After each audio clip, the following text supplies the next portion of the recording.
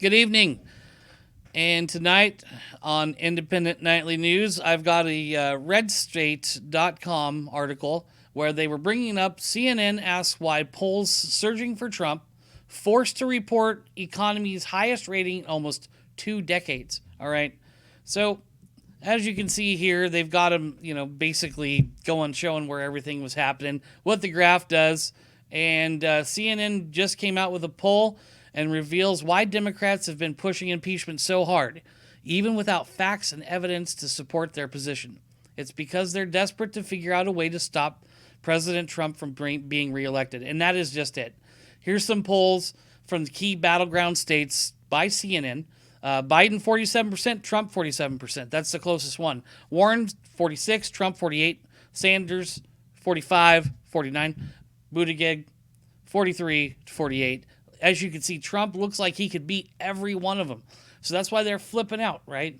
So down here, I was reading, and basically, the poll had more Democrats than Republicans. Anyways, whatever the case was, this was a CNN poll. They're typically pretty one-sided. They don't have a lot of everything happens the right direction for them if something goes wrong. So it's always against Trump. But Allison Camarotis asks Harry Inton, do we have any sense why, or how'd this happen basically since October? And it's simple. Trump's economy.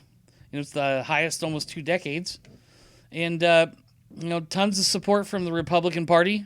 I think it's uniting the Republican Party more than they had been united for probably as long as the economy. More support from the independents, and even some support from Democrats.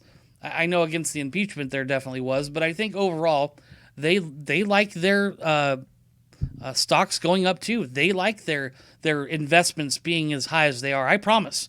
Every one of them is really happy with where their stocks are and exactly what they're going to look like when they decide they're going to retire. Their golden parachute is getting bigger and bigger by the day, and not paid for as much by you and me, but more by the wealth of our country and what it's generating. So, the good economy equals a second term for Trump. It's just that simple. And even the folks over at CNN, even though they don't like to say it, they don't come out and be, they're not cheerleaders for Trump. It does come down to this. You work hard, you do what you say you're going to do, you're a non-politician. That's who we need to start voting for. We need to go for non-politicians to run for different offices. They've got great ideas. He understands the economy. Maybe when we find someone to do a different job, for instance, our healthcare, maybe we find people that are from the healthcare industry and we look to them as opposed to lawyers and politicians. I don't think that gets the job done.